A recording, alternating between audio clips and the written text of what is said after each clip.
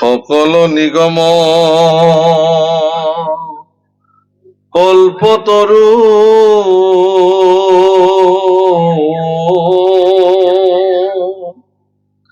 তাৰ ফল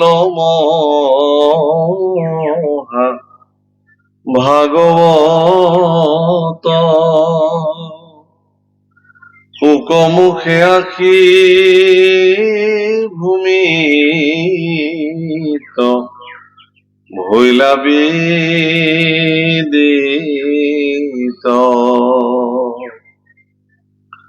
ৰসত চতুৰ যিটো জন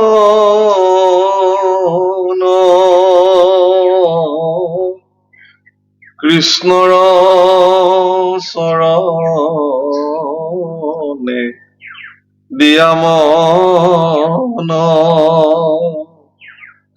পৰম সন্তোষে পিয়ুক ৰসয়মৃত ৰাম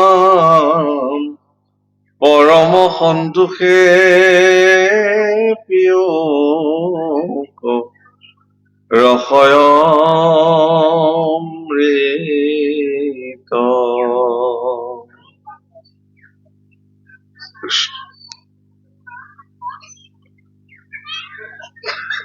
আজি আইসকলৰ যিহেতু উপস্থিতিৰ সংখ্যা বেছি আৰু মই জনাত এই গোটেই অনুষ্ঠানটোৰ নেতৃত্ব আইসকলে গ্ৰহণ কৰিছে,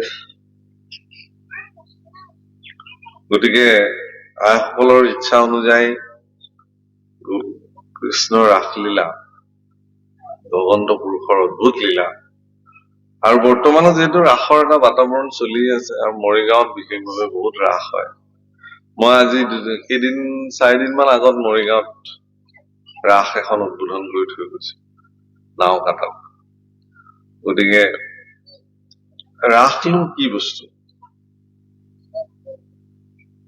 মহাপুৰুষ শ্ৰীমন্ত শংকৰদেৱ গুৰুজনাই ৰাসক ইমান প্ৰাধান্য কিয় দিলে? নাট কৰিলে কেলি গোপাল,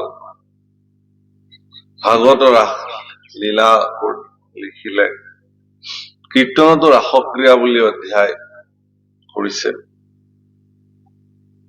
গতিকে এই ৰাসৰ তাৎপৰ্য কি?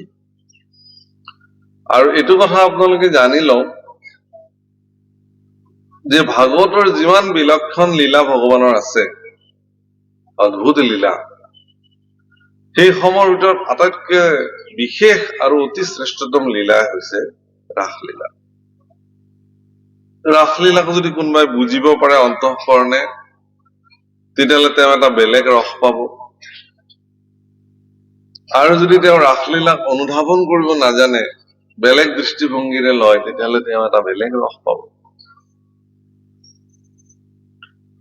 কিন্তু ভক্তসকলে, যিবিলাক সমৰ্পিত ভক্ত, ভগৱানৰ ওচৰত যিসকলে নিজকে কায় বাক্য মনে শৰণ গ্ৰহণ কৰি ঈশ্বৰকে নিজক সমৰ্পিত কৰিছে, সেই ভক্তসকলে কিন্তু ৰাসলীলা বুজি পোৱাটো নিতান্তই প্ৰয়োজন, জানিবই লাগিব। তেওঁলোকে ৰাস দৰাচলতে কি?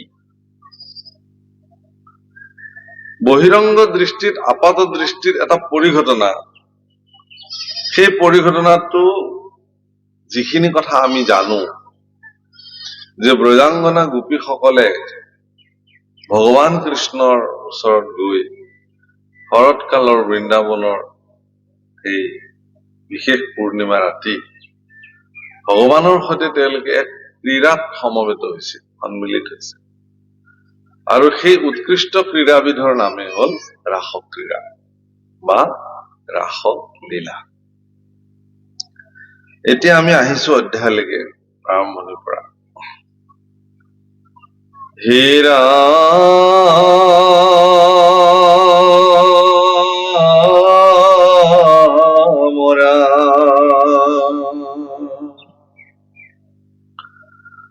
জয় জগন্নাথ জগতৰ আদি মূল গোপৰূপ ধৰি হৰি তাৰিলা গোকুল রাম বৃন্দাবনে আনন্দে করিয়া রাখ ক্রীড়া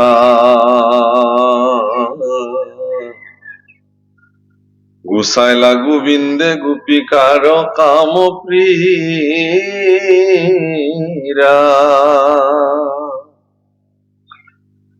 শুনিয়ক বুদ্ধ জনম খাম ফলে কামজয় নামে ইটু কেশৱৰ কেলে আৰ মুখ যেবে পাইবা পাপ কৰিয়া নিৰ্জান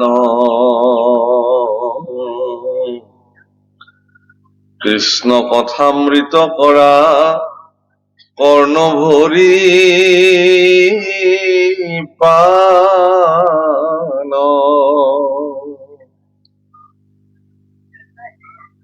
জয় জগন্নাথ জগতৰ আদিমূল হে জগন্নাথ হে পৰম পুৰুষ পৰম ঈশ্বৰ পৰমাত্মা ভগবান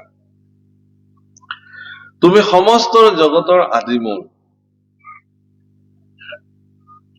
সমস্ত বিশ্ব ব্ৰহ্মাণ্ডৰ তুমি স্ৰষ্টা অৰ্থাৎ গোটেই বিশ্ব ব্ৰহ্মাণ্ড যিজন ভগৱানে সৃষ্টি কৰিছে আকৌ তেওঁ এই গোটেই বিশ্ব ব্ৰহ্মাণ্ডখনক নিজ হাতে পালন কৰিছে আৰু এদিন এই বিশ্ব ব্ৰহ্মাণ্ডখনক প্ৰলয় জলত নিমগ্ন কৰা পুৰুষজনো হল ঈশ্বৰ পুৰুষ নিজেই ব্ৰহ্মা ৰূপে সৃষ্টি কৰিছে বিষ্ণু ৰূপে পালন কৰিছে আৰু শিৱ ৰূপে বা হৰ ৰূপে সমস্তকে হৰণ কৰিছে প্ৰলয় কৰিছে গতিকে হে জগন্নাথ তোমাৰ জয় জয়কাৰ কৰিছো তুমি সমস্ত জগতৰ যিহেতু আদি প্ৰভু কলা ৰাস ক্ৰীড়াৰ ভিতৰত প্ৰৱেশ কৰিবৰ কাৰণে ৰাস মণ্ডলত প্ৰৱেশ কৰিবৰ কাৰণে ভগৱন্ত পুৰুষে যি সৰ্বস্ত জগতৰ মূল এই কথাটো প্ৰথমতে স্থিৰ কৰি ল'ব লাগিব যদি ঈশ্বৰ পুৰুষৰ প্ৰতি দৃঢ়তা নাথাকে সুদৃঢ় বিশ্বাস নাথাকে তেতিয়াহ'লে আপুনি ৰাস ক্ৰীড়াৰ দৰে উৎকৃষ্ট লীলাত আপুনি অৱগাহন কৰিব নোৱাৰে স্নান কৰিব নোৱাৰে যেতিয়া তেওঁৰ প্ৰাণৰ গোপীসকলক লৈ বৃন্দাবনত তেওঁ ৰাসলীলা কৰিছিল সেই ৰাসক্ৰীড়া ক্ষেত্ৰত কৃষ্ণ আৰু গোপীসকল ব্যতিৰেকে তাত কাকো প্ৰৱেশ কৰাৰ অনুমতি নাছিল কোনো যোৱা নাছিল স্বৰ্গৰ উৎকৃষ্ট দেৱতাসকল প্ৰধান প্ৰধান দেৱতাসকলে বিমানত উঠি আকাশ মাৰ্গৰ পৰাই তেওঁলোকে ভগৱানৰ ৰাসলীলা স্বচক্ষুৱে দৰ্শন কৰিছিল আৰু স্বৰ্গৰ পাৰিজাত পুষ্প ভগৱান আৰু গোপীসকলৰ শিৰত পুষ্পাঞ্জলি বৰ্ষণ কৰিছিল ভগৱানৰ যি নহওক ইয়াত কৈছে যে গোপৰূপ ধৰি তুমি গোকুলক তাৰিছা আৰু অত্যন্ত আনন্দ চিত্তে ভগৱানে গোপীসকলৰ লগত ৰাসক্ৰীড়া কৰি গোপীসকলৰ মনত থকা যিটো কামনাৰ পীড়া সেই কামৰ পীড়াটোক তেওঁ গুচাই পেলাইছে কামনাৰ পীড়া মানে হে বাপসকল আইসকল আমাৰ এনেকুৱা মানুহ নাই জগতত যাৰ মনোবাঞ্ছাত কামনা বাসনা নাই চবৰে আছে কোনোবাই যদি কবও খোজে যে মোৰ মনত কামনা বাসনা নাই মানুহে ইয়াক সহজভাৱে গ্ৰহণ কৰিব নোৱাৰে এইটো মিছা কথা বুলি ধৰিব কামনা বাসনা সিদিনাখন নাইকিয়া হৈ যায় যিদিনাখন ব্যক্তি এজনৰ মৃত্যু হয় জীয়াই থকালৈকে জীৱনৰ অন্তিম শ্বাসটোলৈকে মানুহৰ কামনা বাসনা থাকে।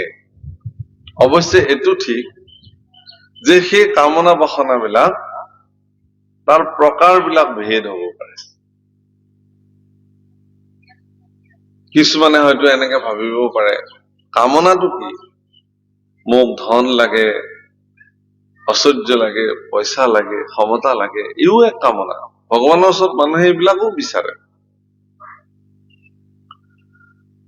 কপিল দেৱতী সংবাদত ভগৱান কপিলে মাতৃ দেৱতীৰ আগত ভক্তি সম্পৰ্কত বৰ্ণনা কৰিবলৈ যাওঁতে কৈছে কি বুলি, যে হে আই, ভক্তি দুই প্ৰকাৰৰ।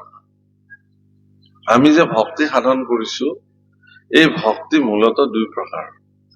এক প্ৰকাৰক কৈছে সগুণ ভকতি বুলি, আন প্ৰকাৰক কৈছে নিৰ্গুণ ভকতি।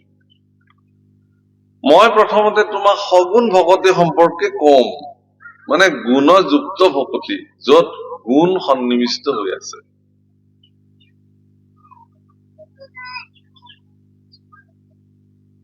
এই গুণযুক্ত ভকতি সমূহক আকৌ প্ৰথমতে তিনিটা ভাগত ভাগ কৰিছে: সাত্বিক ভকতি, ৰাজসিক ভকতি আৰু তামসিক ভকতি। ইয়াৰে তামসিক ভক্তি সম্পৰ্কে বৰ্ণন কৰিবলৈ যাওঁতে কি বুলি কৈছে, পৰক মাৰিবে প্ৰতি মনত সংকল্প কৰে। অৰ্থাৎ কাৰোবাৰ মৃত্যু কামনা কৰিও কোনোবাই ভগৱানৰ ওচৰত চাকি জ্বলাব পাৰে। কোনোবা কাৰোবাৰ অকল্যাণ চিন্তা কৰিও ভগৱানৰ ওচৰত প্ৰসাদ দিব পাৰে, শৰাই দিব পাৰে। অমুক বৰবাদ হৈ যাওক, অমুক ধ্বংস হৈ যাওক, এই বুলিও কোনোবাই হয়তো চাকি দিব পাৰে। ইও এক প্ৰকাৰ ভক্তি। কিন্তু এই ভক্তিটোৰ নাম তামসিক ভক্তি বুলি কৈছে। ইয়াক প্ৰয়োজন নাই। আপুনি কাৰোবাৰ অকল্যাণ বা অমংগল কৰিবৰ কাৰণে ভগৱানক সেৱা কৰিব আপুনি নোৱাৰে। নিজৰ সুখ স্বাচ্ছন্দ্য বঢ়াবৰ কাৰণে আপুনি ভগৱানক সেৱা কৰিব নোৱাৰে, যে প্ৰভু মই যাতে একদম সুখত থাকো, মই যাতে একদম সমৃদ্ধিশালী হৈ থাকো, বাকীবিলাক বাকী যাৰ যি হৈ থাকে হওক, মই ভালে থাকিলে। এনেকুৱা ধাৰণাৰে যদি কোনোবাই ভগৱানক ভজিছে, তেনেকৈও ভজিব পাৰে। কিন্তু এনেকুৱা ভক্তি ভাৱনাই মানুহক কেতিয়াও কল্যাণ কৰিব নোৱাৰে। কল্যাণ কেতিয়া হব মানুহৰ?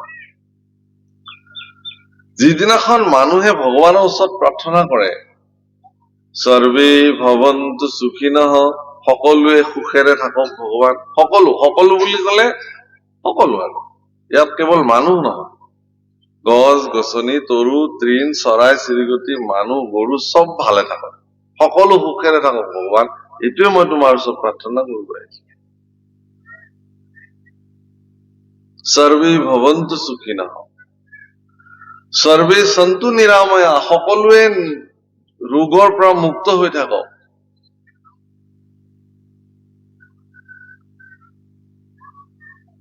সৰ্বে ভদ্ৰাণি পশ্যন্তু, সকলোৱে ভাল দেখক। কোনেও কাৰো বেয়া নেদেখক। ভাল দেখিলে মনত ভাল লাগিব লাগে। কিন্তু আমাৰ আকৌ উল্টা হয়। যদি এনেকুৱা মনত ভাৱনা আপোনাৰ জাগৃতি হল কেনেবাকে, তেতিয়াহ'লে শাস্ত্ৰই কৈছে যে আপুনি ভগৱানক ভজিব পৰাৰ সামান্যতম অৰ্হতাও আপোনাৰ তাতে নাই। আপুনি ভগৱানক ভজিব নোৱাৰে। অমুকৰ ল'ৰাৰ পৰীক্ষাত ৰিজাল্ট ভাল হৈছে, মোৰ ল'ৰাটোতো ভাল হোৱা নাই। আপোনাৰ ল'ৰাৰ কেনেকে ভাল হব? সূৰ্য উঠি ইমান মান পোৱালৈকে আপোনাৰ ল'ৰা বিচনাৰ পৰাই শুই নুঠে, তিনিআলি চাৰিআলি চকত আড্ডা মাৰি থাকে, স্কুলত নাযায়, পঢ়া শুনা নকৰে, ধুদুৱা কোবাই ফুৰে, আৰু আপুনি ভাবি আছে কি যে আমুকৰ ল'ৰাৰ ভাল ৰিজাল্ট হল, মোৰ ল'ৰাৰ কিয়? দুখটো আপোনাৰ ল'ৰাৰ, সি তাৰ নহয়। আপুনি সংস্কাৰেৰে নিজৰ ল'ৰা ছোৱালীক ঠিক কৰিব পৰা নাই। বেলেগৰ ল'ৰাৰ কল্যাণ দেখিলে আপোনাৰ বেয়া লাগিবলগীয়া কি আছে? প্ৰভুসকল মনত ৰাখিব, আইসকল, আপোনালোকক বিশেষকে কৈছো, এটি সন্তান জন্ম দিয়াটো সহজ, সকলোতে দিয়ে আছে। গৰু কুকুৰ শিয়ালেও সন্তান জন্ম দেই, মানুহেও দিছে তদ্ৰূপ। কিন্তু মানুহৰ সন্তানক মানুহ হিচাপে প্ৰতিষ্ঠা কৰিব পাৰে। কুকুৰৰ সন্তান এটা কুকুৰ হিচাপে তাক নিৰ্মাণ কৰিবৰ কাৰণে কুকুৰৰ মাক বাপেক হালে কুকুৰৰ সকলো চৰিত্ৰ কুকুৰক শিকায় নে নিশিকায়? কেনেকে খেদি যাব লাগিব, কেনেকে কামুৰি খাব লাগিব, কেনেকে জীৱ জন্তু চিকাৰ কৰিব লাগিব, বাঘৰ পোৱালি, কুকুৰৰ পোৱালি, এইবিলাক শিকায়। চৰাইৰ পোৱালিটোক চৰাই শিকায় কেনেকে তেওঁ আহাৰ খাব লাগিব, উৰিব লাগিব, কেনেকে বাহ সাজিব লাগিব। সমস্যাটো আমাৰ মানুহৰ। আমি মানুহে যিবিলাক সন্তান জন্ম দিছো, মানুহ সন্তান, সেইবিলাকক মানুহ হিচাপে কেনেকে জীয়াই থাকিব লাগিব এই শিক্ষাটো। সেইকাৰণে অধিকাংশ সন্তান সন্ততি মানুহ হিচাপে জন্ম হৈ পশু পক্ষীৰ দৰে জীৱন নিৰ্বাহ কৰে। সেইকাৰণে তেওঁলোকক নৰাধম বুলি কয়। নৰৰ অধম, নৰাধম। আপোনাৰ ল'ৰাটো, আপোনাৰ ছোৱালীজনীয়ে জন্ম লৈ সমাজত যদি সৎ কৰ্ম সাধন কৰিব পাৰিছে, তেতিয়াহ'লে আপোনাৰ জীৱন ধন্য। আপুনি লাগে দুখীয়াই হওক, আপুনি লাগে খাব নোপোৱাই হওক, আপোনাৰ লাগে থাকিবলৈ ঘৰে নাথাকক, কিন্তু আপোনাৰ ল'ৰা সৎ, আপোনাৰ ছোৱালী সৎ, ভাল, সমাজে ভাল বুলি কৈছে, তেতিয়াহ'লে সেই ভঙা চিঙা ঘৰটোতো আপোনাৰ শান্তিত আপুনি কটাব পাৰিব।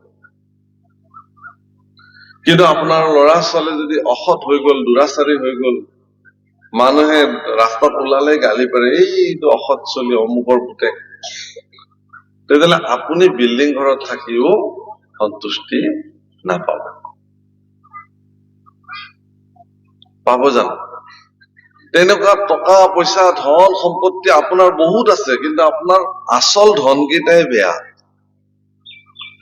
পিতৃক পিতৃ বুলি নাভাবে, মাতৃক মাতৃ বুলি নাভাবে, গুৰুজনক গুৰু বুলি নাভাবে, সজ্জনৰ প্ৰতি সেৱা শুশ্ৰূষা নাই, বন্ধু বান্ধৱৰ প্ৰতি তেওঁৰ ভাল আচৰণ নাই, সম্পত্তিক কেনেকে সংৰক্ষণ কৰিব লাগে এইটো নাজানে, কিন্তু সম্পত্তিক কেনেকে ধ্বংস কৰিব লাগে সেইটো জানে। টকা পইচা বৰবাদ কৰি পেলাই পৰিয়ালটোক ধ্বংসৰ মুখলৈ লৈ যাবৰ কাৰণে জানে, মদ ভাং খাই বেয়া বস্তু খাই পেলাই ঘূৰি ফুৰে, তেনেকুৱা সন্তান যদি আপোনাৰ পৰিয়ালত জন্ম হৈছে, তেতিয়াহ'লে আপোনাৰ কোন ফালৰ পৰা সুখ আছে?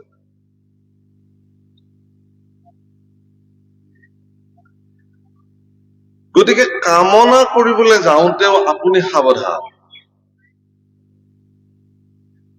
কামনাৰ যিটো পীড়া থাকে আমাৰ ভিতৰত, অমুক লাগে তমুক লাগে, সেই কামনাৰ যিটো পীড়া কষ্ট, সেইটো সেই গোপীসকলৰ মনত থকা যিটো কামনাৰ পীড়া, সেইটো ভগৱানে গুচাই পেলাইছে। ৰাসলীলাৰ আটাইতকৈ শ্ৰেষ্ঠ তাৎপৰ্য ধৰিব পাৰিছে নে কিবা অকমান? আয়াসকল গুচাইলা গোবিন্দে গোপিকাৰ কাম পীড়া, তেওঁলোকৰ ভিতৰত থকা কামনাৰ পীড়াটোক ভগৱানে গুচাই পেলাইছিল, আৰু সিদিনাখনৰ পৰা আৰু গোপীসকলৰ মনত কোনো ধৰণৰ কামনাই ক্ৰীড়া কৰা নাছিল। যেতিয়া এগৰাকী ব্যক্তি কামনাৰ পীড়াৰ পৰা মুক্ত হৈ নিজকে নিষ্কাম ভক্তিত তেওঁলোকে প্ৰতিষ্ঠা কৰিব পাৰিব, সিদিনাখনে তেওঁ প্ৰকৃত মনুষ্য জন্মৰ সাৰ্থকতা তেওঁৰ জীৱনত প্ৰাপ্তি হ'ব। অন্যথা সেই বাপসকল আইসকল, আমি আমাৰ সন্তান বিলাকক জন্ম দিছো, এগৰাকী মাতৃয়ে 10 মাহ 10 দিন গৰ্ভত সন্তান ধাৰণ কৰি কিমান দুখ কষ্টৰ মাজেৰে এটি সন্তান প্ৰসৱ কৰে। প্ৰসৱ বেদনাত মাতৃগৰাকীৰ মৃত্যু হওঁ হওঁ অৱস্থা, তেনেকুৱা এটা যন্ত্ৰণাৰে এটা সন্তান জন্ম দিয়ে। বোলে হওক দে সন্তানটো আজি জন্ম পালে, তাৰপিছত আৰু মাক মুক্ত, এনেকুৱাওতো নহয়। আকৌ সেই পানী কেঁচুৱাটোৰ পৰা তাক তুলি তালি ডাঙৰ দীঘল কৰি যোগ্য পাত্ৰ নোহোৱালৈকে মাকে তাৰ পিছত লাগি থাকিব লাগিব। শিশু অৱস্থাত সন্তানটোৰ প্ৰচণ্ড জ্বৰ হব, মাকে গোটেই ৰাতি 3 দিন 4 দিন শুব নোৱাৰে সন্তানটোৰ কাৰণে ৰাতি ৰাতি। আকৌ ৰাতিপুৱা উঠি কামত ধৰিবই লাগিব। দিনত সন্তানটো আৰামত শুই থাকিব, মাকেতো আৰু সন্তানটো শুইছে গতিকে ময়ো অলপ শুই লওঁ বুলিতো শুব নোৱাৰে, তেওঁতো কাম কৰিবই লাগিব, ঘৰৰ কাম। এটা সন্তানৰ কাৰণে এগৰাকী মাতৃৰ জীৱনত কিমান ৰাতি টোপনি নষ্ট কৰিছে তাৰ কোনো হিচাপ নাই। কিমান আধৰুৱাকে ভাত খাইছে তাৰ কোনো হিচাপ নাই। কিমান যন্ত্ৰণা এগৰাকী মাতৃয়ে সন্তানৰ কাৰণে প্ৰাপ্ত হয় তাৰ কোনো লেখ জোখ নাই। এটি সন্তানক ডাঙৰ দীঘল কৰিবলৈ, পৰিয়ালটোক ভৰণ পোষণ দিবৰ কাৰণে এগৰাকী পিতৃয়ে কিমান কষ্ট উপাৰ্জিত কৰি তেওঁ ধন সম্পত্তি লৈ আহে, সেইটো তেওঁ পিতৃৰ বাহিৰে বেলেগে নুবুজে। নিজে নাখায়, নিজে নিপিন্ধিও সন্তান সন্ততিৰ কাৰণে যোগাৰ কৰি লৈ অহা পিতৃৰ যিটো বেদনা, সেইটো সন্তানে যদি বুজি নাপায় তেতিয়াহলে তেনেকুৱা সন্তান জন্ম দি কিবা লাভ হব জানো? সেইকাৰণে ভাগৱত শাস্ত্ৰ এক এনেকুৱা শাস্ত্ৰ প্ৰভুসকল, মনত ৰাখিব, ভাগৱত কেৱল এনেকে ধূপ চাকি জ্বলাই শুনি কেৱল এই কৰা শাস্ত্ৰ নহয়। ভাগৱত এনেকুৱা এখন শাস্ত্ৰ যি শাস্ত্ৰই আপোনাক জীৱন কেনেকে যাপন কৰিব, পৰিয়াল পৰিজনক কেনেকে আপুনি আগবঢ়াই লৈ যাব, সমস্ত পৰিয়ালে কেনেকে ভগৱানৰ ওচৰত নিজক সমৰ্পিত কৰিব পাৰিব, তাৰ উচিত শিক্ষা আৰু সংস্কাৰ প্ৰদান কৰা শাস্ত্ৰখনৰ নামে হল ভাগৱত শাস্ত্ৰ। ই জীৱন শাস্ত্ৰ। মই বহুবাৰ কৈছো এই কথা। সেই ভাগৱত এগৰাকী ঈশ্বৰৰ চৰণত নিজক সমৰ্পিত কৰি, সমস্ত পৰিয়ালটোৱে পুৱা গধূলি ভগৱানৰ চৰণত নিজক সমৰ্পিত কৰি প্ৰাৰ্থনা গোৱাটোতকে সৎ আচৰণ আৰু কি হব পাৰে পৃথিৱীত? যদি আপুনি শৈশৱ কালৰ পৰাই আপোনাৰ সন্তানক এই আচৰণ দিছে, তেতিয়াহলে সেই সন্তানে ডাঙৰ হৈ পেলাই কেতিয়াও পিতৃ মাতৃক অৱহেলা কৰিব নোৱাৰে। কাৰণ গুৰুক আশ্ৰয় কৰি দিয়াৰ লগে লগে গুৰুৱে সন্তানক শিকাব যে পিতৃ মাতৃ আদি গুৰু। পিতৃ মাতৃৰ সেৱাত আপুনি প্ৰৱৰ্তি থাকিবই লাগিব। যদি পিতৃ মাতৃক উচিত সেৱা সৎকাৰ নকৰে তেতিয়াহলে মনুষ্য জীৱনৰ কোনো সাৰ্থকতা নাই। সেই বাপসকল আইসকল, সেইকাৰণে কামনা কৰিবলৈ যাওঁতে সাৱধান। কি কামনা আপুনি ভগৱানক সাধন কৰিছে? কি কামনা? যিটো কামনাৰ পৰা আপোনাৰ কি লাভ হবলৈ গৈ আছে বা আপোনাৰ লোকচান কি হবলৈ গৈ আছে?